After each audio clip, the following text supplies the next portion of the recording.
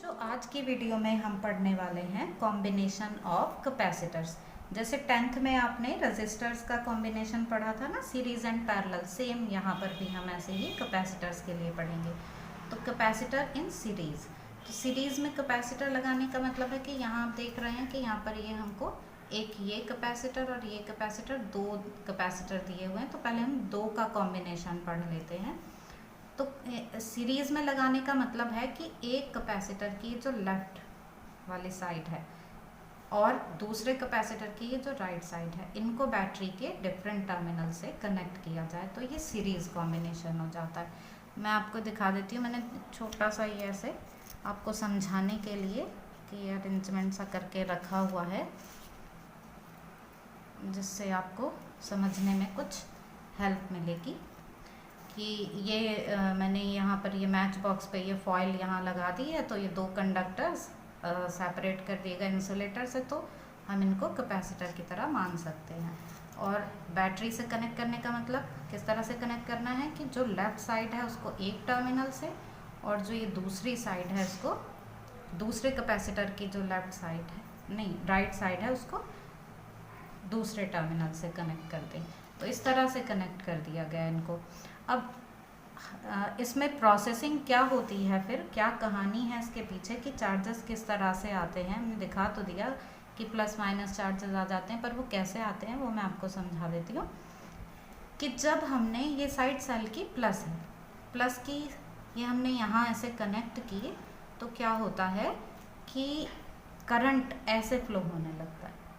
वैसे अभी तक हमने करंट पढ़ा नहीं है, फर्स्ट यूनिट में हम करंट नहीं पढ़ते, सेकंड यूनिट में पढ़ेंगे, पर 10th के बेसिस पे आप समझ ही सकते हो कि प्लस से करंट ये ऐसे चल गया। अब करंट इस तरह से जाने का मतलब है कि इलेक्ट्रॉन्स उसके अपोजिट डायरेक्शन में आ रहे हैं। तो इलेक्ट्रॉन्स यहाँ से निकले, इस प्लेट से इलेक्ट्रॉन्स निकल आए। अब जब इलेक्ट्रॉन्स निकल आएंगे तो कैसा चार्ज आ जाएगा प्लेट पर? पॉजिटिव। तो यहाँ पर पॉजिटिव चार्ज आ गया, जितने इलेक्ट्रॉन्स निकले और उसके अकॉर्डिंग यहाँ पर प्लस चार्ज आ गया। अब ये इलेक्ट्रॉन्स ऐसे आए, यहाँ पहुँच गए इस टर्मिनल पर। जैसे ही इलेक्ट्रॉन्स यहाँ पहुँचते हैं साइमल्टेनियसली, यहाँ से इलेक्ट्रॉन्स निकल पड़ते हैं। जितने इलेक्ट्रॉन्स यहाँ पहुँचे उतने ही यहाँ से निकल पड़े।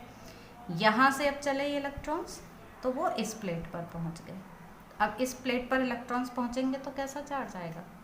Minus charge. तो यहाँ आ गया ये नेगेटिव चार्ज।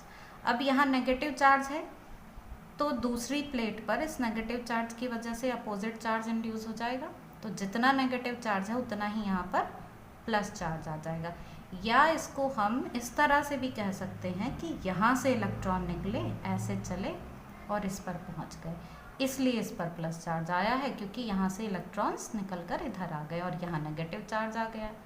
तो अब ये प्लस माइनस किस तरह से आए हैं ये आपको समझ में आ गया कि इलेक्ट्रॉन्स यहाँ से चले, फिर यहाँ से निकले, इस प्लेट पर आ गए, यहाँ से निकले थे तो इधर प्लस चार्ज, यहाँ पहुँचे थे तो माइनस चार्ज, और ये अपोजिट चार्ज फिर ऐसे इंड्यूस हो गए। यहाँ मैंने बीच में वायर भी लगाया हुआ है, आपको शायद दिख रहा होगा कि इसके थ्रू यहाँ इलेक्ट्रॉन्स ऐसे गए। तो अब जब इलेक्ट्रॉन्स ऐसे जाएंगे तो करंट की डायरेक्शन क्या होगी? ये वाली डायरेक्शन होगी ना। तो करंट इस तरह से चल रहा है और इलेक्ट्रॉन्स इस डायरेक्शन में चल रहे हैं, ये इलेक्ट्रॉन्स। तो ठीक है, अब आपको ये समझ में आ गया होगा कि चार्जेस किस तरह से आते हैं। अब अगर इक्वल चार्जेस नहीं आते हैं ना दोनों कैपेसिटर्स पे, जैसे इस पर और इस पर, हमने कहा कि इक्वल चार्ज होने चाहिए। अगर इक्वल चार्जेस नहीं आएंगे तो क्या होगा? इनके बीच में एक इलेक्ट्रिक फील्ड सेट हो जाएगी और उस इलेक्ट्रिक फील्ड की वजह से चार्ज फ्लो करने लगेगा, और वो तब तक फ्लो करेगा जब तक कि ये चार्ज सेम नहीं हो जाते। इसलिए चार्ज तो सेम रहेंगे ही रहेंगे, क्योंकि ओवरऑल चार्ज जो है वो होना चाहिए 0। तो अब हम इसका ये छोटा सा डेरिवेशन है वो देख लेते हैं, कैपेसिटर इन सीरीज। तो यहाँ हम पहले दो को कंबाइन कर रहे हैं, सेम यही मेथड 3 के लिए या फिर जितने भी हों उनके लिए होता है। तो यहाँ पर दो ये कैपेसिटर कनेक्ट कर दिए गए सीरीज में, और सर्किट में जो इफेक्ट इनका है वही अगर किसी सिंगल कैपेसिटर का होगा तो वो इन दोनों का इक्विवेलेंट कैपेसिटर बोला जाएगा, इक्विवेलेंट कैपेसिटेंस का कैपेसिटर होगा। तो इसलिए यहाँ पर हमने ये C इक्विवेलेंट लिख लिया कि ये जो 2 का इफेक्ट है वही इसका है और ये फिर इन दोनों का इक्विवेलेंट है। इसके लिए इसे फिर हम फॉर्मूला डिराइव कर लेंगे। अब हमने ये सेल लगाया था तो वहाँ पर V पोटेंशियल मान लेते हैं हम कि पोटेंशियल डिफरेंस V था, तो V पोटेंशियल था और जो वायर इस तरह से आ रहे थे उनका रेजिस्टेंस बहुत कम होता है, इसलिए कोई पोटेंशियल ड्रॉप उसके थ्रू हम ऐसे नहीं मानते कि होता है।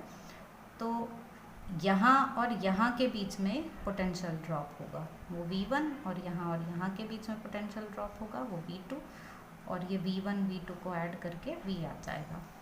तो V is equal to V1 V2 ये ले लेते हैं हम by Q is equal to CV। अब हमें बस वैल्यूज़ रखनी है V1 V2 की, तो ये V1 V2 की वैल्यू Q बाय C से Q बाय C1 और V2 की वैल्यू Q बाय C2, तो V is equal to Q by C1 Q by C2 मिल गया। लेकिन ये जो V है ये इसके लिए है, ये वाला इधर इसके इक्विवेलेंट है ना, तो इसको हम क्या रख सकते हैं Q बाय C इक्विवेलेंट, और यहाँ जब हम Q बाय C इक्विवेलेंट रख देंगे तो Q कॉमन आकर कैंसिल हो जाएगा और हमें फॉर्मूला मिल जाएगा 1/C equivalent is equal to 1/C1 plus 1/C2। इसको इफेक्टिव कैपेसिटेंस भी बोलते हैं। तो एक आपने बात नोटिस की होगी कि 10th में जब हमने रेजिस्टर्स के लिए फॉर्मूला डराइव किया था तो जब हम सीरीज़ की बात करते थे तो वहाँ R is equal to R1 plus R2 आता था, लेकिन यहाँ क्या है, यहाँ कैपेसिटेंस के रेसिप्रोकल्स के फॉर्म में फॉर्मूला आया है। तो ये बात आप अच्छे से नोट कर लेंगे कि सीरीज़ में रेसिप्रोकल्स की फॉर्म में आता है फॉर्मूला। तो ये तो था हमारे पास 2 के लिए। ऐसे ही अगर हम बहुत सारे लगा दें n नंबर्स ऑफ हों कैपेसिटर्स के तो भी इसी तरह से सेम फॉर्मूला आ जाएगा, बस आगे इनको ऐड करते चले जाएंगे। अब देख लेते हैं पैरेलल के लिए।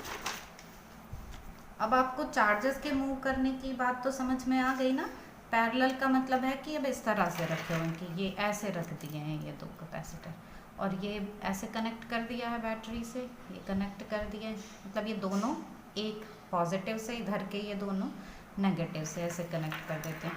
तो सेम कहानी ऐसे ही इसमें भी होती है कि जब करंट चलता है इस तरह से प्लस से जा रहा है करंट, तो इसका मतलब है कि इलेक्ट्रॉन्स निकल रहे हैं, तो यहाँ से भी निकले इलेक्ट्रॉन्स, यहाँ से भी निकले। तो अब कैपेसिटेंस अलग अलग है C1 C2, तो अमाउंट ऑफ चार्ज जो यहाँ से रिलीज होगा वो भी अलग अलग होगा, इसलिए यहाँ पर Q1 और इधर Q2 आ जाता है। और इधर से इलेक्ट्रॉन्स निकल रहे हैं इसलिए इधर प्लस चार्ज आ जाएगा। और सेम ऐसे ही इधर फिर यहाँ पर पहुँच रहा है चार्ज, जितना सेल पे पहुँचेगा इधर से इलेक्ट्रॉन उतना ही यहाँ से निकलेगा और फिर वो इन 2 पाथ में फिर से डिवाइड हो जाएगा, इधर और इस वाले के लिए। तो इधर भी इलेक्ट्रॉन्स पहुँच रहे हैं इसलिए माइनस आ जाएगा। तो अब जितना यहाँ पर चार्ज पहुँच रहा है वो 2 जगह डिवाइड हो जा रहा है ना, तो इसलिए हम क्या लिख सकते हैं Q is equal to Q1 plus Q2। और पोटेंशियल तो दोनों के लिए सेम रहा क्योंकि ये दोनों ही एक ही टर्मिनल से बैटरी के कनेक्टेड हैं और इधर ये दोनों एक ही टर्मिनल से कनेक्टेड हैं, तो दोनों के अक्रॉस जो पोटेंशियल डिफरेंस है वो तो सेम ही रहेगा ना। तो Q is equal to Q1 plus Q2 और Q is equal to CV से हमने यहाँ वैल्यूज रख दी। V की वैल्यू हम बोल रहे हैं कि दोनों सेम है, इसलिए अब V से V दोनों साइड से कॉमन आके कैंसिल हो जाएगा और हमको C इक्विवेलेंट मिल जाएगा C1 प्लस C2। मतलब सर्किट में जो ये काम कर रहा है अगर वही एक सिंगल कैपेसिटर करे तो वो इक्विवेलेंट कैपेसिटेंस होगा इसका। तो अब इसकी वैल्यू मैंने निकाल ली है C इक्विवेलेंट की C1 प्लस C2। तो यहाँ पर जो इंडिविजुअल कैपेसिटर्स लगे हुए होते हैं उनके सम के इक्वल आ जाता है ये। और लास्ट में हमने क्या देखा था सीरीज़ वाले में कि रेसिप्रोकल्स का सम लेना होता था। ऐसे ही अब अगर यहाँ पर n लगे हुए हैं कि 1, ये यहाँ पर 2 ही लगे हुए ना कि एक कैपेसिटर 2, यहाँ 3 4 ऐसे लगे हुए हों, n कैपेसिटर्स लगे हुए हों, तो उनके लिए ये फॉर्मूला आ जाएगा। तो आई होप आपको अच्छे से समझ में आ गया होगा। डेरिवेशन तो इनके छोटे से ही हैं, बस थोड़ा सा ये इलेक्ट्रॉन्स किस तरह से मूव कर रहे हैं वो समझना होता है। अब नेक्स्ट वीडियो में हम इसके बाद जो एग्ज़ाम्पल है, एग्ज़ाम्पल नंबर है 2.9, अब हम वो पढ़ेंगे।